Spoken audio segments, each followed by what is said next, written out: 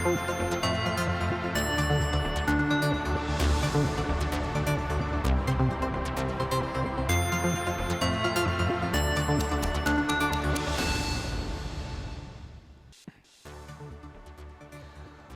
زينة مهورات تግራይ جيوبوليتيكاون قطباون لوطታት ብምእማት ኣብ ምውሓስ ላላዊ ግዛትን ብሄራዊ ረብሓታትን ትግራይ ክሰርሑ ይግባእ ተባሂሉ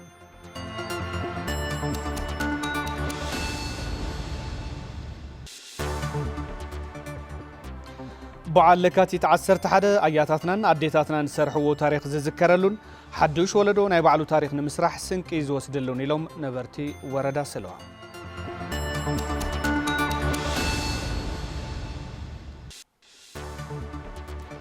ኣብ ምፍራይ መለዋወጢ ኣቑሑ ዝተዋፈሩ ኢንዳስትሪ ፍረስዋት ካብ ደገ ብኽባር ዋጋ ዝመጽእ ዝነበረ መለዋወጢ ኣቑሑ የፍሪ ከም ዘሎ ገሊጹ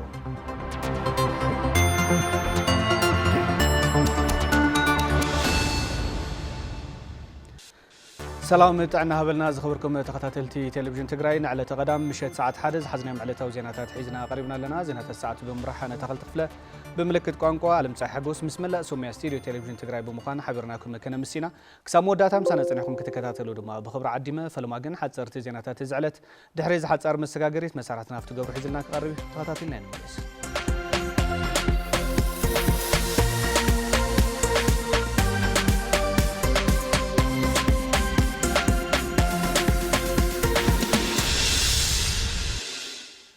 يمسجنا تغلتي سلام طعنا هبلي زغوركم تملكتنا نزعلت زي زحرنا يوم حصرت زيناتات حيزة قريبة لكم مكتالكم عديمة فلما مجلس حوحات كالي زور الدماء وكينات زخفت فئات قدم مفتارو منجستي إثيوبيا سلما ومراس نخختل محبر سبع عالم صعنتوك فترو صويعهم ودب حوحات عب وشت عدن وصعن زنبر حزبي عبالات ودبنا دقفتي قالس حزب تግራይን ንመበለ 51 ዓመት ልደት ውድብና ህዝባዊ ወያነ ሓርነት ትግራይን ምጅማር ዝተወደበ ቃልስ ህዝብ ትግራይን 11 ለካቲት እንኳ ኣብጽሕኩም ኢሎም ኣብዚ ሕዚ እዋን መንግስቲ ኢትዮጵያ ኣብ ፕሪቶሪያ ዝተበጽሐ ስምምዕ ክትግብር ኣይከኣለን በዚ እውን ላዕላው መሬት ትግራይ ኣየረጋገፀን ኣብ ትሕቲ ጸላእ ዝነብር ህዝብና ሓራይ ወፀን ዝተመዛበሉን ዝተሰደዱን ወገናት ናብ መረበቶም ክምለሱ ኣይከኣሉን ድሕሪ ምባል زدما منجستي إثيوبيا نتقلب سلام نسيجو بقطتان بتزواورن وتهدراو متقعتي بمفصام نتي سممع بمتحس كم زركبن نخالي زور دماو كيناتي دالليلو وحات نمحبر سب عالم اب زغبرو صاوعيت ازي كالي زور دماو كينات زخفه طفات قدم مفتارو منجستي إثيوبيا سلاماو مراص كختل اونتاو صعنتو كفطرو دما صوي علو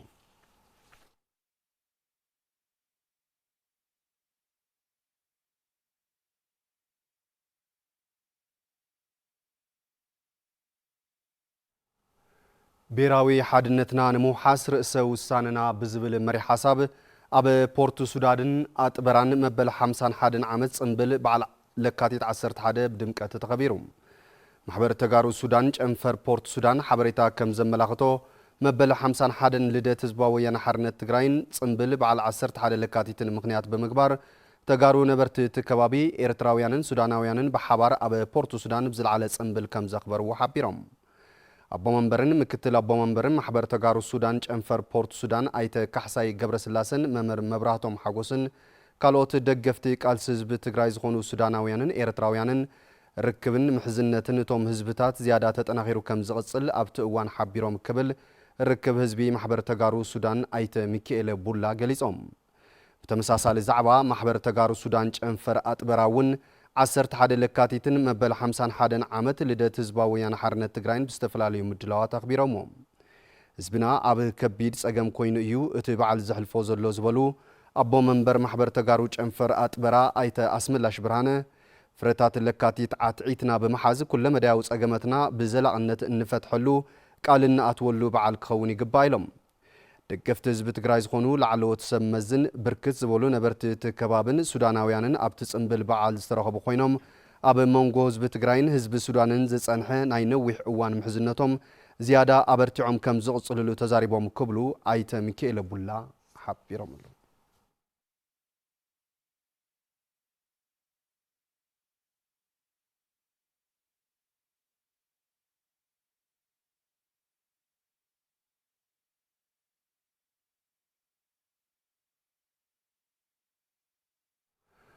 ኣብ ውሽጥን ደገን ዝርከብ መላእ ህዝቢ ትግራይን ጀጋኑ ኣመራርሓን ኣባላትን ሰራዊት ትግራይን ንመበለ 51 ዓመት ምጅማር ዝተወደበ ቃልሲ ህዝቢ ትግራይን ልደት ህዝባዊ ወያነ ሓርነት ትግራይን ዝኾነት ለካቲት 11 እንኳዕ ኣብፅሐኩም ክብል ትካል እግሪ ምትካል ትግራይ ሰናይ ትምሊቱ ገሊፆም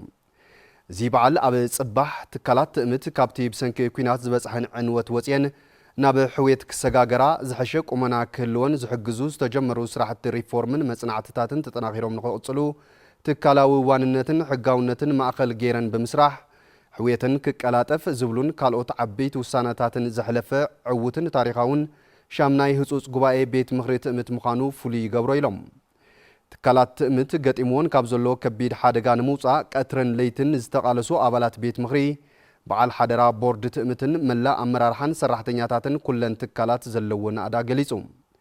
ትእምት ህዝቢ ትግራይ ብደምን ዓጽምን ዝሃነፀን ሃፍቲ ህዝቢ ትግራይ ምዃንን ዘመላኸተ ተን ትካላት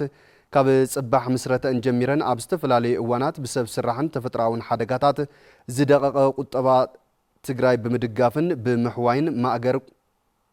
ማእገር ማሕበራዊ ቁጠባዊ ሕውየትን ዕብየትን ምዃንን ብምርግጋጽ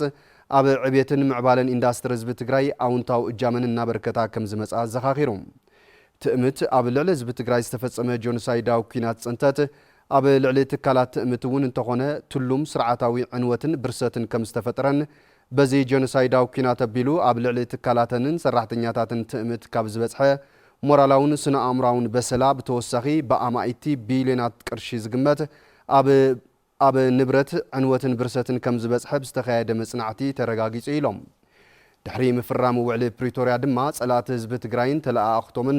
ትካላት ትእምት ሙሉእ ንምጥፋእን ንምውራርን ቀትርን ለይትን ይሰርሑ ኣለዉ ኢሎም ቤት ምኽርን በዓል ሓደራን ቦርድ ትእምት ምስ መላእ ኣመራርሓን ሰራሕተኛታትን ትእምት ብምዃን ሕጋውነት ትካላውነትን ዋንነትን ህዝብን ትካላት ትእምት ብምምላስ ኣብ ሕውየትን ዳግመ ህጽንትን ትግራይ ዝዓዘዘ ግደ ንክህልወን ብዝለዓለ ትግሃት እናሰርሐ ከም ዝርከብ ገሊጹ ትእምት ገጢምዎ ጸንሐ ትካላዊ ኣሰራርሓ ናይ ምኽታልን ትካላዊ ኣሰራርሓ ክኽተል ዘይደልን ውሳነ ቤት ምኽሪ ኣኽቢሩ ትእምት ብስርዓት ክምራሕ ዝሰርሕን ውሳነ ቤት ምኽሪ ጥሒሱ ድሌት ውልቀ ሰባት ንምርዋይ ስርዓትን ሕጋውነትን ብምጥሓስ ትእምት ካብ ህዝባዊ ዋንነት ክወፅእ ዝሰርሑ ሰባትን ንሓደ ዓመት ዝኣክል ከቢድ ቃልሲ ዝተኻየደ እንትኸውን ሕዚ ናብ ዝሐሸ ብርኪ በፂሑ ኣሎ ኢሎም ትእምት ማሕበረ ቁጠባዊ ጸገማት ህዝቢ ትግራይ በብብርኩ ንክፍትሑ ኣብ ምድጋፍ ጀጋኑ ሓርበኛታትን ስድራ ስዋኣትን ኣብ ምሕጋዝ ሓጋዝን ማሕበራዊ ቁጠባውን ባህላውን ልምዓት ኣብ ዘረጋግጹ ዓውድታት ብምስታፍ ቁልፊ እጃሙ ከም ዘቐጽለን ጽፉፍ ምሕደራ ሃፍትን ንብረትን ብምዝርጋሕን ስርዓት ፋይናንስን ኦዲትን ብምትእትታውን ሒዝዎ ዘሎ ናይ ናብ ሕውየት ዝወስድ መንገዲ ኣበርቲዑ ከም ዝቕጽለሉ ከም ዘረጋግጽ ኣፍሊጡ ኣሎ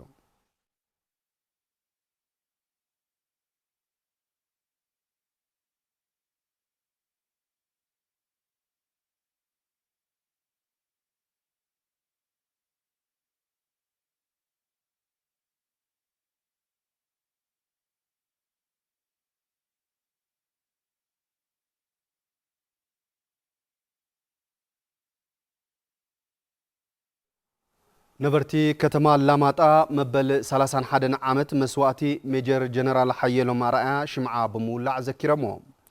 ብምኽንያት መበል 51 ዓመት ምጅማር ዝተወደበ ብረታዊ ተጋድሎ ህዝቢ ትግራይን መበል 31 ዓመት ዕለተ መስዋእቲ ጅግና ተጋድላይ ሜጀር ጀነራል ሓየሎም ኣርኣያን ኣካላት መኽበርቲ ጸጥታ መናእሰይ ደቂ ኣንስትዮን ካልኦት ክፋላት ሕብረተሰብን ኣብ ዝተረኸብሉ ኣብ ኣደባባይ ከተማ ላማጣ ጥዋፍ ብምውላዕ ዘኪረሞ ሕራንን ተወፋይነትን ጅግና ተጋድላይ ሜጀር ጀነራል ሓየሎም ኣርኣያን ዓሰርተታት ኣሽሓት ሰማዕታት ደቂ ህዝቢ ተግባራዊ ክኸውን ሓድነትና ብምስጣም ንምርጋጽ ሰላምን ልምዓትን ምቅላስ ወሳኒ ኢሎም ነበርቲ እቲ ከተማ ከንቲማ ምምሕዳር ከተማ ላማጣ ኣይተ ሞጎስ ሽፈራው ጅግና ተጋድላይ ሜጀር ጀነራል ሓየሎም ኣርኣያ ምእንተ ሰላም ናጽነትን ዲሞክራስን ኣብ ቃልሲ ጸረ ሓይልታት ትምክሕቲ ካብ ተራ ተቓላሳይነት ክሳብ መሪሕነት ብቆራጽነት እናተቓለሰ ንምርጋጽ ዲሞክራሲ መላ ህዝብታት ዝሃገር ዝለዓለ በርክቶ ካብ ዘመዝገቡ ውፍያት ጀጋኑ ተጠቀስቲ ኢሎም ኣብ ዝተወደበ መሪር ብረታዊ ተጋድሎ ህዝቢ ትግራይ ካብ ተራ ክሳብ ላዕለዋይ መሪሕነት ሽሾ ሰራዊት ደርጊ ብምድምሳስ ንዕብየትን ምዕባለን ዝሃገር እንኮ ህይወቱ ዝገበረ ውፍይ ወዲ ህዝቢ ከም ዝነበረን መንእሰይ ወለዶ ታሪኽን ቅያን ስውእ ጅግና ተጋድላይ ሜጀር ጀነራል ሓየሎም ኣርኣያ ብምዕቃብ ኣብ ምርግጋጽ ሰላምን ሓድነትን እጃሙ ከበርክት ኣይተ ሞገስ ጸዊዖም كم ጸብጻብ መሳርሕትና ሃፍቱ ብስራት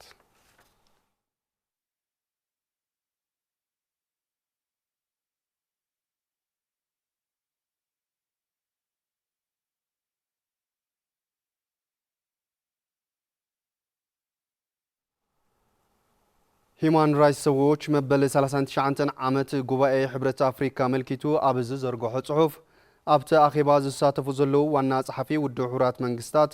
መራሕቲ ሃገራት አፍሪካን ብዛዕባ ኣብ ኢትዮጵያ ዘሎ ዘስግእ ኩነታት ክዘራረቡ ይግባእ ኢሉ ጉባኤ ሕብረት አፍሪካ ኩነታት ሰብኣዊ መሰል ኢትዮጵያን መፍትሒ ዘይተረኸበሉ ጉዳይ ሰላም ትግራይን ኮይኑ ይሳለጥ ከም ዘሎ ዘመላኸተ ሂማን ራይትስ ዎች ህዝቢ ትግራይ ካብ 2013 ዓ.ም ጀሚሩ ክሳብ ሕዚ ብዕጥቃዊ ጎንፅን ሰብ ስራሕ ሓደጋታትን ይንገላታዕ ከም ዘለውን ገሊጾም ኣብ ቀረባ መዓልትታት ላዕለዋይ ኮሚሽነር ጉዳያት ሰብኣዊ መሰል ውድብ ሕቡራት መንግስታት ቮልከር ቱርክ ኣብ መንጎ ዕጡቃት መንግስቲ ኢትዮጵያን ትግራይን ኣጋጢሙ ዝነበረ ጎንፂ ነቲ ኣብ ትግራይ ዘሎ ጥሕሰት ሰብኣዊ መሰል ከየጋድዶ ስጋቶም ምግላጾም መዘኻኺሩ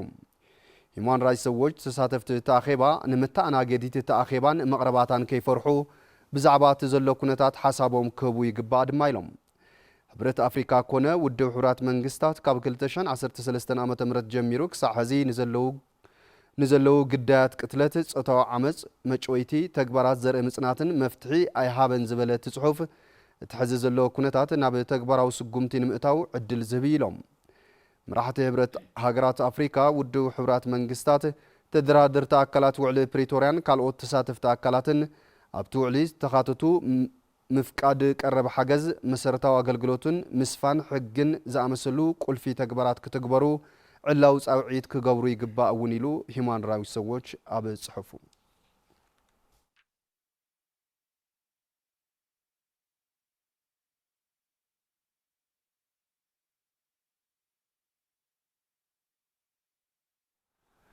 ዝኸበርኩም ተመልከትና ነዝዕለት እዚ ዝሓረናዮም ሓፀርቲ ዜናታት እዚኦም ነይሮም ስለትምክትታልኩም ኣመስጊነ ሕዚ ናብ መሳርሕቲ ኣታኽልቲ ክፍለ የመልሰኩም ሰላም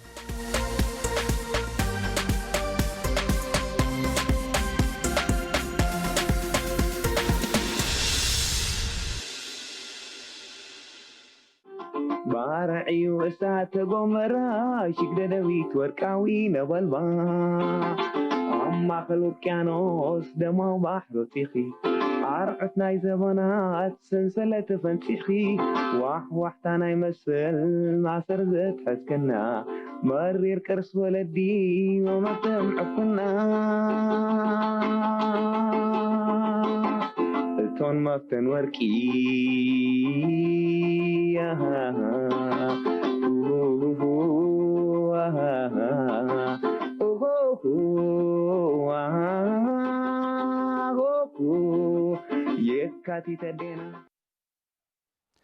ሓፀርቲ ዜናታት ዝዕለት ተኸታቲልና ተመሊስና ዝኸበርኩም ተመልከትና ሕዚ ድማ ብዝርዝርና ብንሪኦም ዛዕባታት ክንሰግር ሕዚ ዝምዕብሉ ዘለው ዓለማዊ ጂኦፖለቲካውን ቁጠባውን ለውጥታት ኣብ ግምት ብምእታውን ብምትዕፅጻፍን ምሁራት ትግራይ ኣብ መውሓስ ላዕለዋዊ ግዝኣትን ብሄራዊ ረብሓታትን ሓድነቶም መስጢሞም ክሰርሑ ከም ዝግባእ ተገሊጹ ብምኽንያት ምኽባር በዓል 51 ዓመት በዓል ለካቲት 11 ምሁራትን ካልኦት ሰራሕተኛታት ዝተፈላለዩ ኣብያተ ዕዮን ዝተሳተፍሉ ዘተውን ተሰሊጠሎ ገብረመድህን ተወልደመድህን ከም ስዕብ ካርቦይ ብምኽንያት ምኽባር መበል 51 ዓመት በዓል ለካቲት 11 ምሁራትን ካልኦት ሰራሕተኛታት ዝተፈላለዩ ኣብያተ ዕዮን ዝተሳተፍሉ ኣብ ወቕታዊ ኩነታት ትግራይ ዘድህበ ዘተ ተሳሊጡ ህልዊ ኩነታት ዓለም ብመንፅር መጻኢ ዕድል ትግራይ ብዝብል ርእሲ መበገሲ ጽሑፍ ዘቕረቡ ኣይተሓጎስ ገብረ ክርስቶስ ሕዚ ኣብ መንጎ ዓበይቲ ሃገራት ዓለም ዝካየድ ዘሎ ንሕንሕ ዲሞክራስን ሰብኣውነትን ዝዳኸመሉን በዓል ጉልበት ተጠቃሚ ዝኾነሉን ኩነታት ከም ዝተበጽሐ ይገልጹ ዝሓየለ ትማል ዝበሃል ዝነበረ ናይ ዓለም ለኸ ሕጊ ዘሎ ካስተመሪ ለው ዝበሃል ሞራል ዝበሃል ናይ ዓለም ለኸ ክብርታት ዝበሃል ሰብኣውነት ዝበሃል የለን ሕዚ ስለዚ ተካልኦት ዓድታት ዝርአ ዘለውን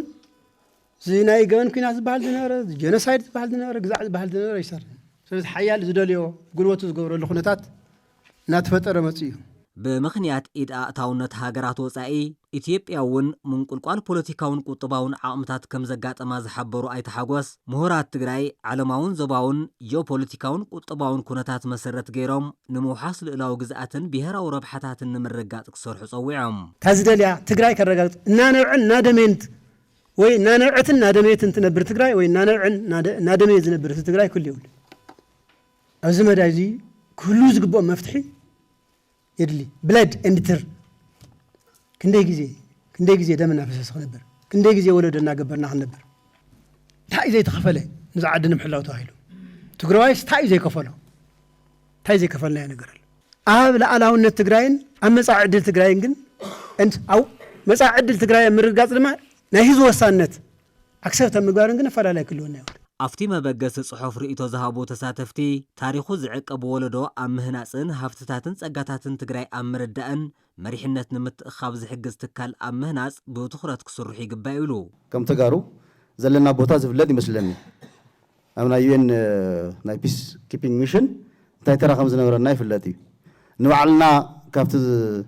زقطة منا جنس دوي وجون نوعلنا ناي مكل خال عقمناون تاي كم زنورة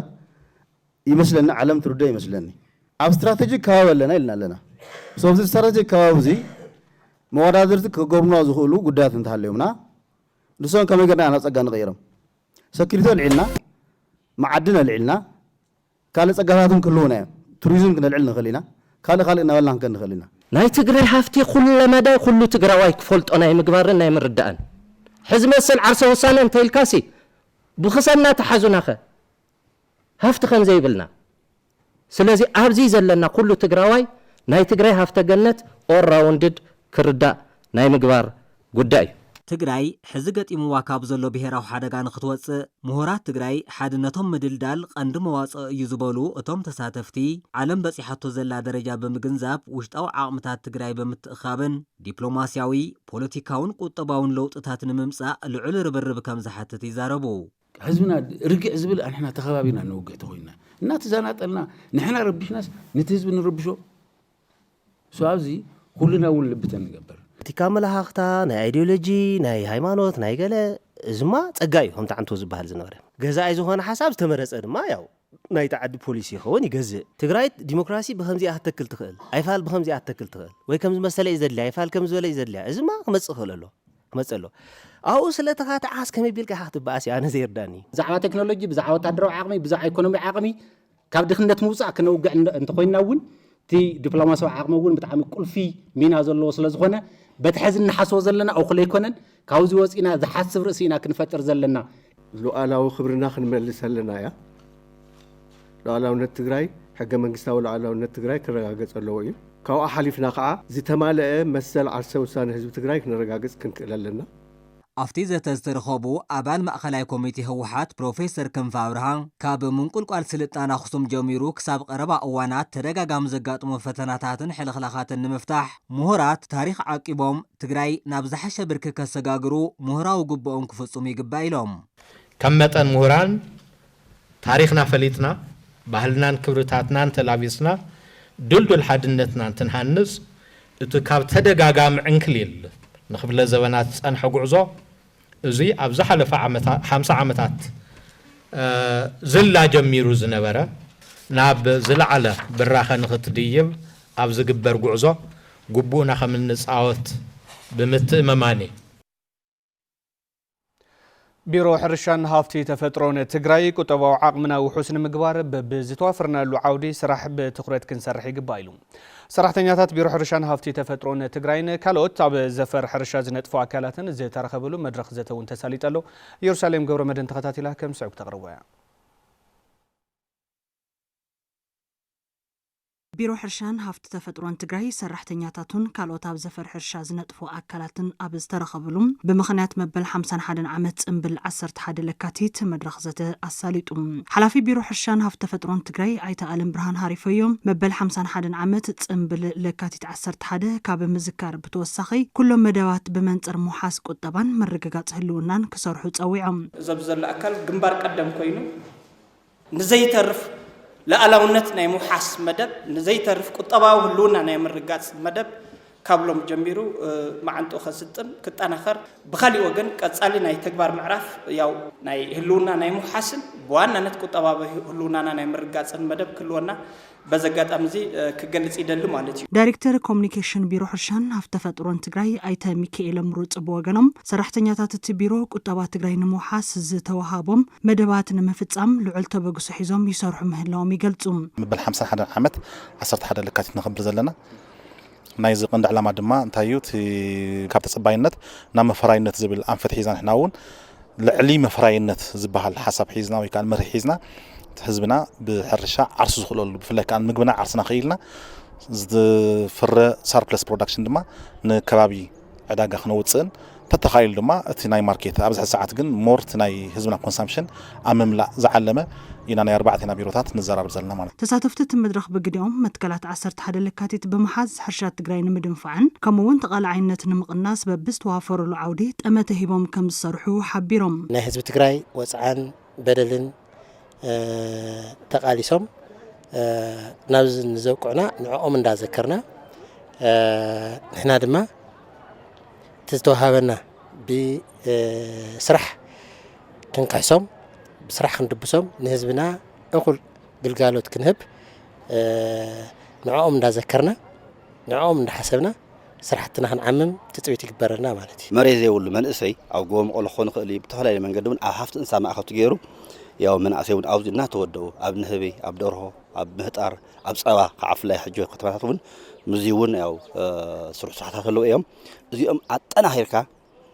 ንምስራሒት ማእኸል ትግበር ዘሎ ማለት እዩ። ሉዓላውነት መሬትና ንኽንኽበር ተመዛለ ወገንና ናብ መረበቱ ክንምልስ ሙሉእ ረሃዋን ናብ ልምዓትን ናብ ዝሓሸ ብርክን ክንበጽሕ ኩሉ ትግራዋይ ብሓድነት ተቃሊሱ ዝብድሆ እዚ ክዋጽኦ ኣብቲ መድረኽ ሰራሕተኛታት ቢሮ ሕርሻን ሃብቲ ተፈጥሮን ማእኸል ምርምር ሕርሻ ኢንስቲትዩት ሕርሻን ኤጀንሲ ሕብረት ስራሕ ማሕበራትን ዕዳጋ ሕርሻን ትግራይ ተሳቲፎም ቅድሚ 51 ዓመት ለካቲት 11 ዝተጀመረ ቃልሲ ዝነበረ ጭቆን ስርዓት ተኣልዩ ጭላንጭል ሰላምን ልምዓትን ክረአ ኽኢሉ ኢሎም ነበርቲ ወረዳ ሰልዋ በዓል ለካቲት 11 ኣያታትናን ኣዴታትናን ዝሰርሕዎ ታሪክ ዝዝከረሉን ሓድሽ ወለዶ ናይ ባዕሉ ታሪክ ንምስራሕ ስንቂ ዝኾኖን ከም ዝኾነ እውን እዮም ገሊጾም ሃይለ ስላሴ ገብረ ሚካኤል ተወሳኺ ኣለዎ። ህዝቢ ትግራይ ዝበጽሖ ዝነበረ ጭቆናን ዓፈናን መሪርዎ ፍትሕን ፍርድን ሲኢኑ ጸረ መሳፍንትን ኣሃዳውያንን ኣብ 11 ለካቲት ህዝባዊ ቃልሲ ክውላዕ ገይሩ መስተንክራዊ ቃልሲ ዘካይዱ ብዓወት መሰስ ከም ዝበለ ነበርቲ ወረዳ ሰለዋ ይዛረቡ። ፍትሒ ትምህርቲ ኩሎም ኣካላት ውስናት ኣብ ደቂ መሳፍንቲ እዩ ነይሩ። ህዝቢ ዝንሆ ሓረስታይ ዝበሃል ህዝቢ ዝበሃል ኣይረኸበ ነይሩ። ህዝቢ ወረዳ ሰለዋ ብሸፋት ኢሉ መሓደር ነይሩ፣ ብመሳፍንቲ ኢሉ መሓደር ነይሩ። ዓመት ሓሪሱ ናብ ቆፎ ዘእትወሉ ኣይነበረይ ናብ ኢድ መሳፍንቲ እኽሊ ተዓመት ለሓረሶ ሓሪሱ ዘሪኡ ጻህዩ ቀውዒ ኣብ ምህርቲ መጽኦም ዝወስድሉ ስለ ዝነበረ ኣብቲ ናይ 17 ብረታዊ ቃልሲ ክውላዕ ኽኢሉ እዩ ጸረ መሳፍንቲ ጸረ ስርዓት ንምትኻሊ ተቃሊሱ ስርዓት እውን ሃኒጹ ተኽእል እዩ። ወጽዓታት ስለል ነበረ ንኡ ኣጥፊኢኻ ጥዑይ ስርዓት ንምምጻእ ጓን እስተይቲ ክብራ ክሕለው ንህቦ ቃልስስ ጥራሕ ትበረኻ ለኸደለ ይኾነስ እቲ ሕብረተሰብ ውሽጢ ልንሆ ሕብረተሰብ እውን ምስቲ በረኻ ልነበረ ናተራማረመ ነይሩ ይቃለስ ነይሩ። ላብዚ ለእተው መንገዲ ምስቲ ነሕልፍ ነበረ ናይ መሳፍንቲ ስርዓት ናይ ሸፋቱ ስርዓት መዝማዛይ ቃታላይ ወራራይ ምስ ምንዋሩ እዚ ጽኢሉ ንሂሩ ክቃለስ ገይርዎ እዩ። ሳላ ብየካቲት ዝተወልዐ ቃልስን መስዋዕትን ነቲ ዝነበረ መዝማዛይ ስርዓት ተውዲቑ ፍትሕን ማዕርነትን ክረጋገጽ ከም ዝገበረ እውን ይሕብሩ እቶም ነበርቲ። ብየካቲት ዝተረኸቡ ብዙሓት ዓወታት ብዙሓት መስተንክር ዝተሰርሐሎም ህዝቢ ትግራይ ካብ ጭቆናይ ካብ ባርነቲ ካብ ዝነበሩ ድሕረታቲ ያው ሃም ህዝቢ ዓሲሉ ሃም ህዝቢ ተቃሊሱ ሓድነቱ ለረጋገጸሉ ልምዓቱ ለረጋገጸሉ ወርቃዊ ዕለት እዩ። መሬት ናብ ኩሉ ሓረስታይ ተኸፋፊሉ ማዕረ ምስ ቶም ሒዞም ወኒኖም ዝነበሩ ማዕረ ብማዕረ ፍትሒ እውን ማዕረ ረኺቡ ትምህርቲ እውን ክረክብ ኽኢሉ እዩ። ብሰላት መስዋዕቲ ህፃን ዝኸፈለ ናይ 17 ዕጥቃዊ ቃልሲ ብዚ ደረጃ እዚ ናብዚ ሰላም እዚ በፂሑ እዩ ደቅና ተኸፊሎም እዮም ግን ልምዓት ኣምፅኦም እዮም ሰላም ኣምፅኦም እዮም ፍትሒ ኣምፅኦም እዮም ናይ ደቂ ኣንስትዮ ማዕርነት ተረጋጊጹ እዩ እዚኦም ኮምቡይታት የንቆጽሮሚ ከም ሰማዕታት ቆጽርና ተቃልሲ ቅድሚት ክንወስዶ ክንቆጽሎ ለና ልብል ናህርን ስምዒትን ሒዙ እዩ ብረታው ቃልሲ ተቃሊሉ ሰላ መስመር የካቲት ዝነበረ ጨቋን ስርዓት ደምሲሶም ጭላንጭል ልምዓትን ሰላምን ዲሞክራሲን ክትከል ክኢሉ ዝበሉቶም ነበርቲ በዚውን የካቲት እንትመጽእ እቶም ዝሓለፉ ያታትና ዝሰርሕዎ ታሪኽ ዝዝከረሉን ሓድሽ ወለዶ ታሪኽ ንምስራሕ ስንቅ ዝኾነሉን ከም ዝኾነውን ይሕብሩም ቶም ፈቆዶ ሽንጥሮታት ልተረፉ ፈቆዶ ሩዋታት ልተረፉ አያታትና زيوم خذي كنت تعرفهم تيخوني فرياتهم مفريو بزح مهرو نفريهم بزح لمعاتهم صريحهم بزح ولا لقارينا هاللي يفتوا لمعات جن هوا هو لمعات لرؤينا تمهراي جن أو قاروا أخيدوا لمهاروا له أو قاروا أخيدوا لقلقلوا له أو قاروا أخيدا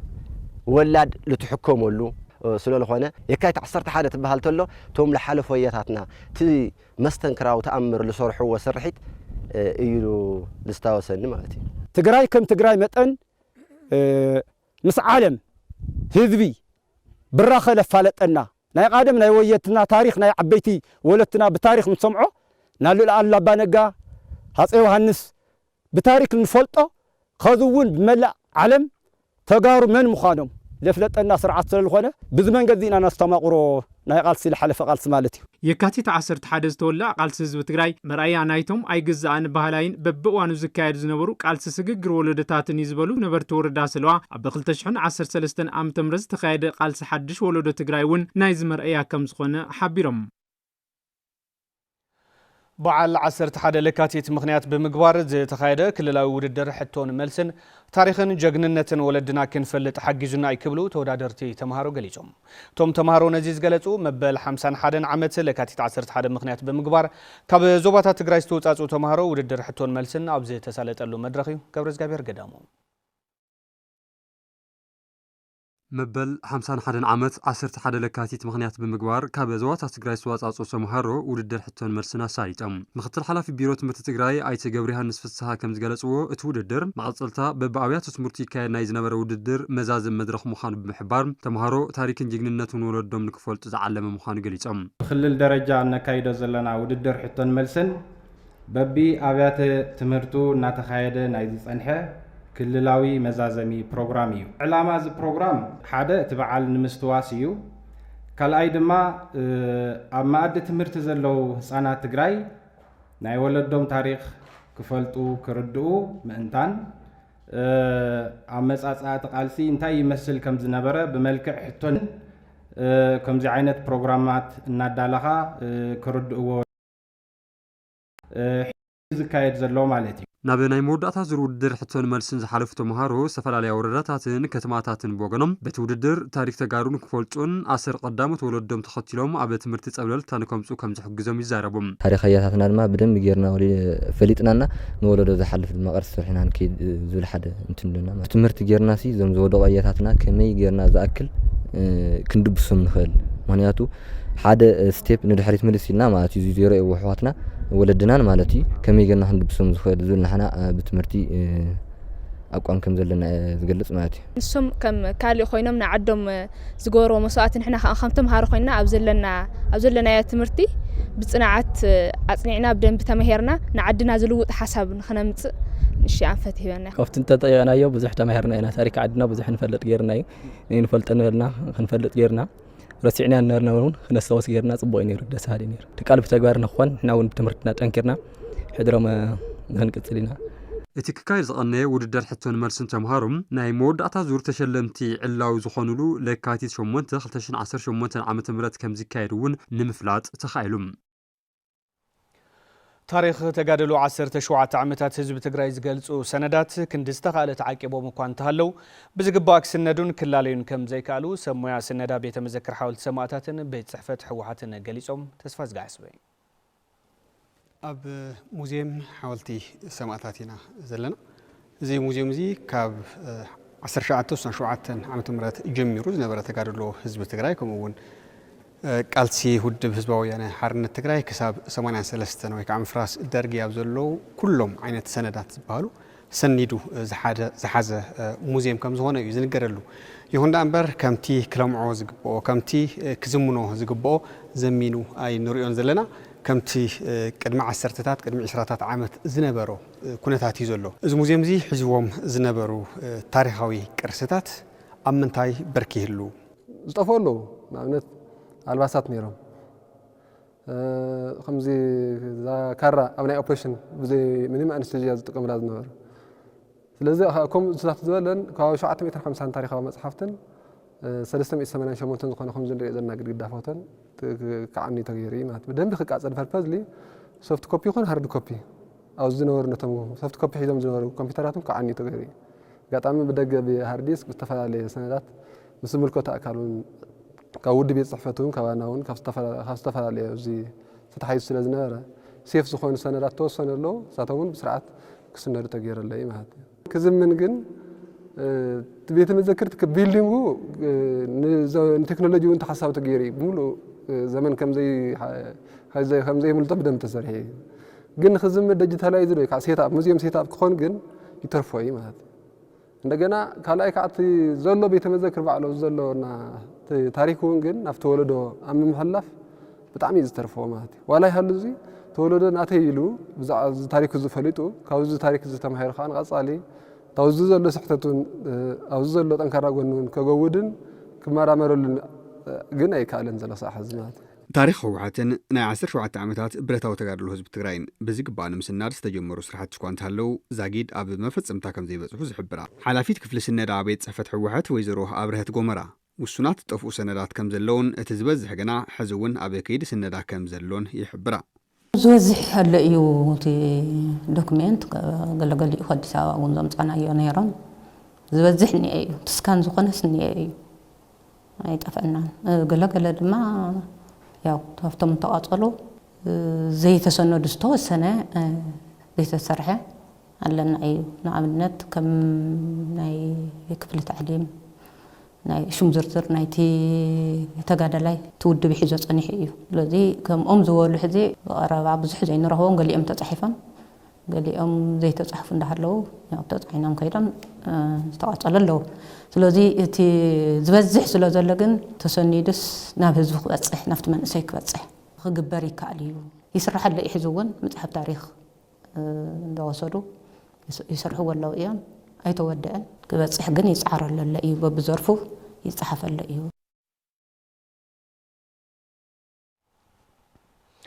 ዝኸበርኩም ተመልከትና ካብዚ ብምቕጻል ጸብጸባት ቢዝነስ ዝዕለት ናባኹም ክቐርብ መሳርሕትና ለዋም ገብረ ኺዳን ድማ ድሕሪ ዝሓፀር መሰጋገሪት ሒዛትና ክትቀርብ እያ ሓቢርና ንከታተል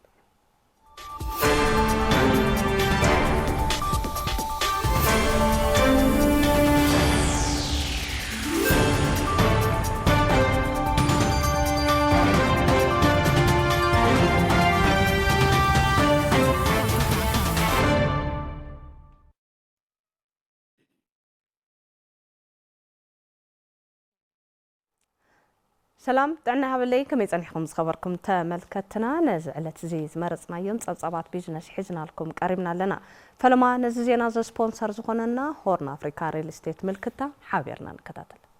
ናይ ቢዝነስ ዜና ስፖንሰር ሆርን ኣፍሪካ ሪል ስቴት ኣብ ከተማ መቐለ ንናብራብ ዝምችው ዓይኒ ቦታ ኣብ ከባቢ ዳዕሮን ንመንበሪ ኣባይትን ንግድን ዝውዕል በዓል 15 ደብሪ ህንፃ ኣብ ምስራሕ ይርከብ ኣማራጺ ሓይሊ ኤሌክትሪክ ጀነሬተር ዝተገጠመሎም ኣተኣማማኒ ማይከርሰ ምድሪ ፓርኪንግ መኻይን ንማሕበራዊ ጉዳያት ዘድልዩ ቦታታትን ዘካተቱም ደረጃኦም ዝሓለው ገዛውቲ ብ15 ሚእታዊ ቅድመ ክፍሊት ጥራይ ወነንቲ መንበሪ ኣባይትን ንግድን ይኾኖም ሆርን ኣፍሪካ ሪል ስቴት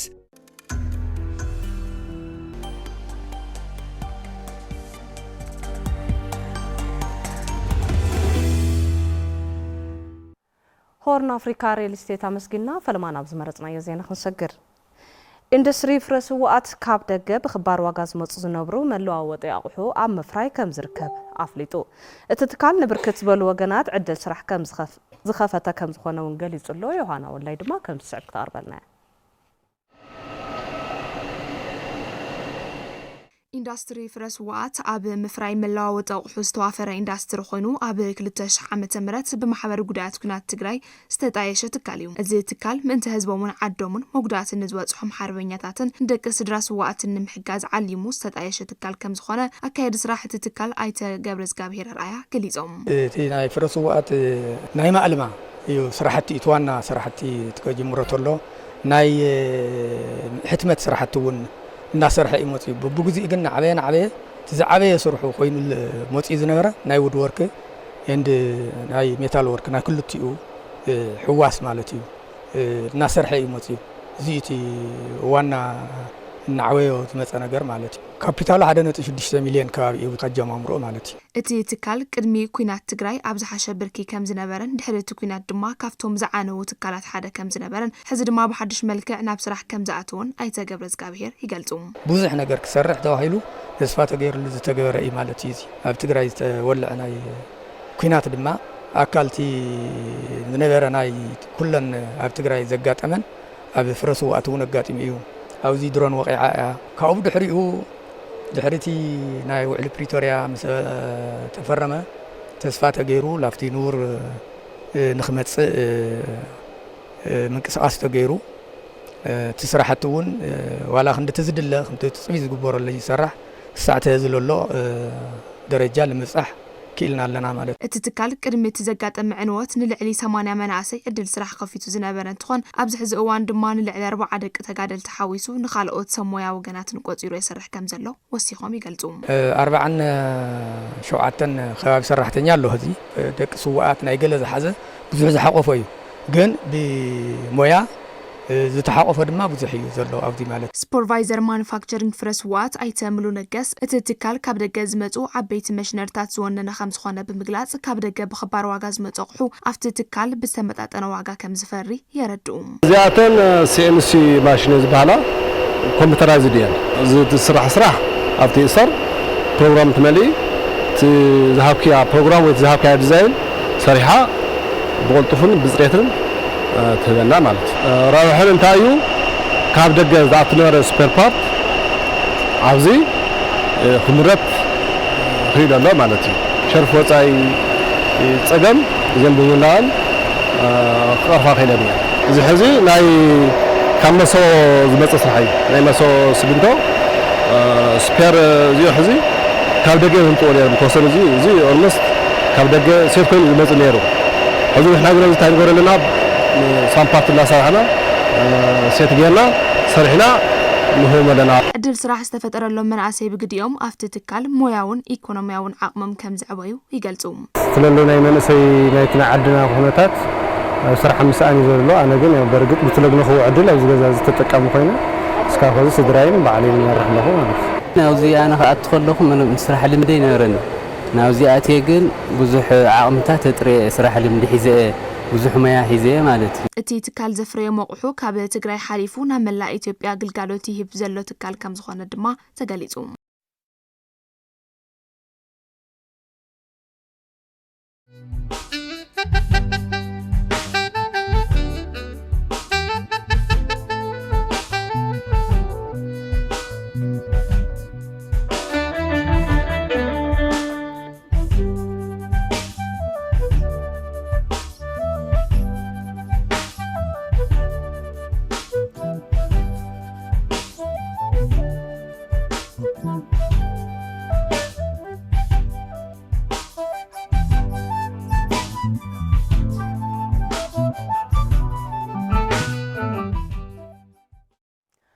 እንትንቅጽል ትካል ዕቋርን ልቃሕን ሆራይዘን ኣብ ከተማ መቐለ ክፍለ ከተማ ቀዳማይ ወያነ ኣብ ዕዳጋ ሲሚንቶ ካልኣይ ጨንፈር ከፊቱ ካብ ዝጣይሽ 2 ወርሒ ዝገበረ ትካል ዕቋርን ልቃሕን ሆራይዘን ኣብ መቐለን ኣብ ኣዲስ አበባን 3 ጨንፈራት ብምኽፋት ስራሕ ከም ዝጀመረን ዋና አካይዲ ስራሕቲ ትካል ኣይተ እንድሪያስ ገብረ እግዚአብሔር ገሊጾም እዚ ትካል ዘመናዊ ቴክኖሎጂ ብምውናን ዓማዊሉ ብሞባይል መተግበሪ ዝተደገፈ ቅልጡፍ ኣሰራርሓ ብምትእትታው ባህሊ ምዕቋር ብምዕባይ ድልዱል ማሕበራዊ ቁጠባዊ ዕብየት ንምምጻእ ዝተፈላለዩ ዕድላት ድሉ ኮይኑ ከም ዘሎ ዝገለጸ ኣይተ እንድሪያስ ንሰራሕተኛታት መንግስቲ ንነጋዶን ውልቀ ሰባትን ከከም ዓቕሞም ክሳብ 10 ሚልዮን ብር ብዘይትሕጃዝ ወሃብ ልቃሕ ንዲያስፖራ ገዛ መኪና ንግድን ክውንኑ ዘኽእል ዝሓሸ ወለድ ዝሕሰበሉ ፍሉይ ናይ ዕቋርን ልቃሕን ግልጋሎት ከም ዘዳለው ግልጽ ገይሮም ኣለዉ ኣብቲ መድረኽ ዕላውነት ምጅማር ስራሕ ዝተረኸቡ ተወከልቲ ግዝያዊ ምምሕዳር ሓለፍቲ ቢሮታት ክልል ወከልቲ ትካላት ፋይናንስን ተጋሩ ዝውንንዎ ትካላት ምህናጽ ምዝማን ትራንስፖርት ፈጠራ ዕድል ስራሕን ምዕባይ ምምዕባላ ጠቃቅማ ግልጋሎት ፋይናንስ ንምጥንኻር ዳግማይ ሕውየት ትግራይ ንምርግጋጽ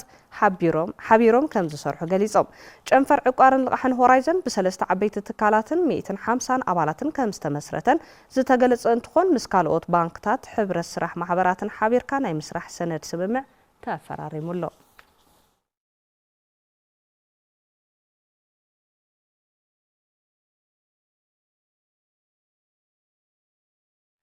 ዝኸበርኩም ተመልከትና ሕዚ ድማ ኩነታት ሸርፍ ወፃእ ዘርኢ ሰደቃ ኣንጊደ ኣቐዲመ ኣብዚ ክሳናበተኩም ልዋም ገብረ ኪዳን ምሳኹም ጸኒሐ ሰላም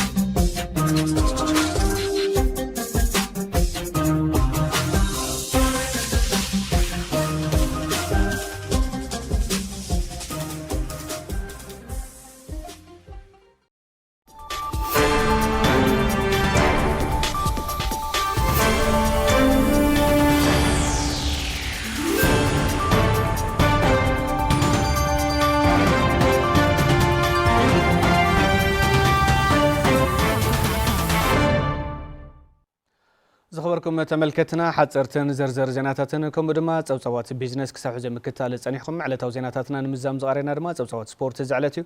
መሳርሕትና ሓበን ካሕሳይ ጸብጻባት ስፖርት ውሽጢ ዓድን ወጻእን ሒዘልና ኣሎ ሓቢርና ንከታተል ኣታኽልቲ መስግን ከመይ ትውዕሉ ተኸታተልትና ዝተፈላለዩ ዜናታት ስፖርት ሒዛ ቀሪበ ኣለኹ ብዛዕባታት ውሽጢ ዓዲ ክጅምር ተምሃሮ ስፖርታዊ ድሌቶም ከዕብዩ ውድድራት ኣብያተ ትምህርቲ ሓገዝቲ ከም ዝኾኑ ተሳተፍቲ ተምሃሮን መምህራንን ገሊጾም ኣለዉ ሸዋቴን ክፍለታ ከተማ መቐለ ዝሳተፋሉ ስፖርታዊ ውድድራት ኣብያተ ትምህርቲ ድማ ምክያድ ጀሚሩ ኣሎ ብርሃነ በየነ ተኸታቲልዎ ከም ሰብ ቀረበ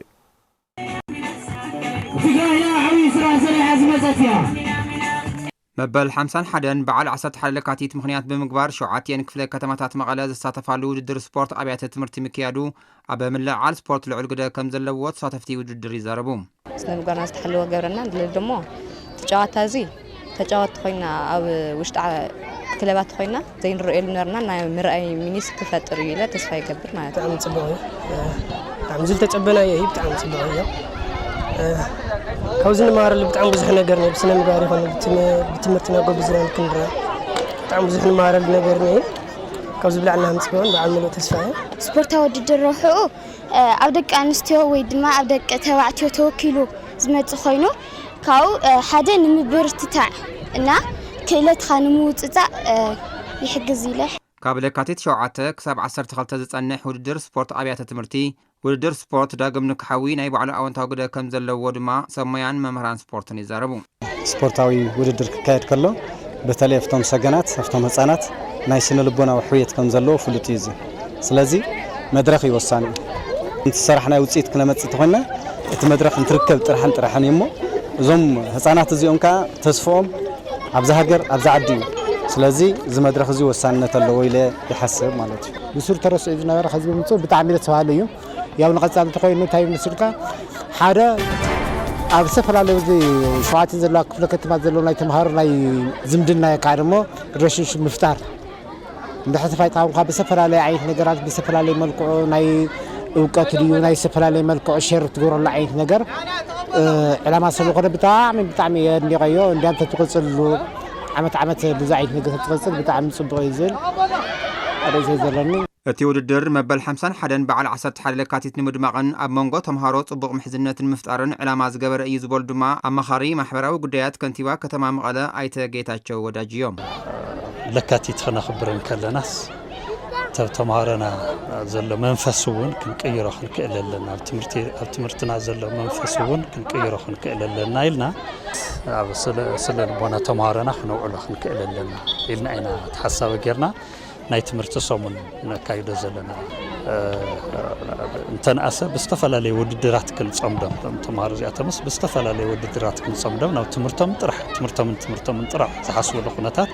ተሓሳቢ ተገይሩ ዝካየድ ዘሎ እዩ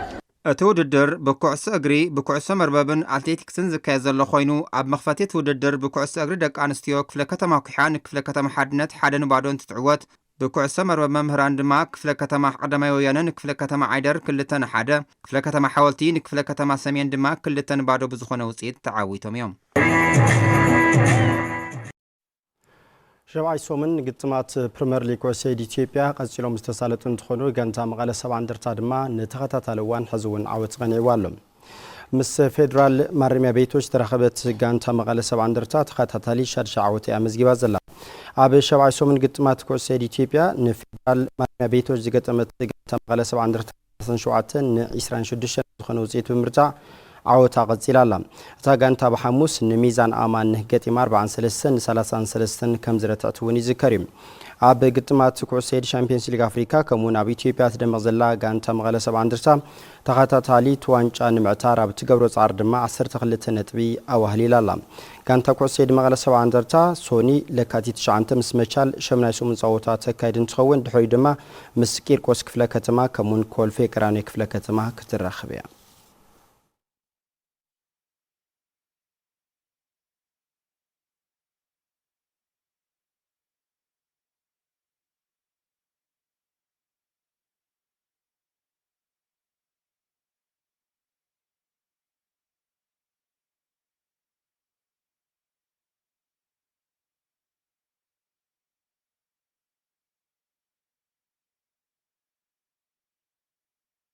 خبرات تملكتنا نسعى زحزقوم زيناتا سبورت سابزي زازيمه نمكتالكم مسكينه بروح غزا زخوركم تملكتنا زيناتات على تقدم مشت ساعة حدا نزوم كساب حزي تكتاتلو مصنعكم يمسلو نيرم مريزكم مثل تكتاتلونا دما كبرت ياولنا ببزلهمو سنة غزا